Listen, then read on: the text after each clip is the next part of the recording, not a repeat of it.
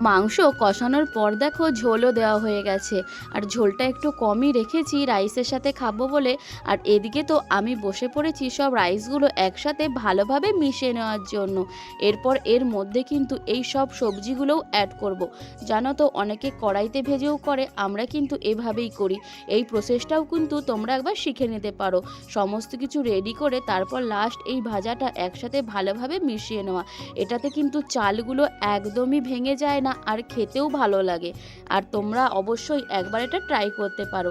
দেখো এইভাবেই ভালোভাবে কিন্তু আমরা রাইসের সাথে সব কিছু মিশিয়ে নেব। আর প্রথমে কিন্তু আমিই করছিলাম, তারপর কিন্তু এই কাজটা সুপ্রিয়াই করছিল। বলল যে দে আমি একটু করে দিই। আর তার মধ্যে আমার এই মুক্তা বান্ধবী কাটছিল স্যালাডের জন্য শসা। আর এইদিকে দিদি কিন্তু রান্না করছে চাটনি। আর এই পিকনিকের মধ্যে একটু চাটনি না রান্না করলে হয়?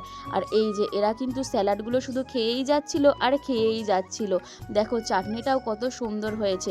মোট কথা সব রান্নাগুলোই কিন্তু আমাদের একদম দারুণ হয়েছিল, একদম টেস্টি টেস্টি।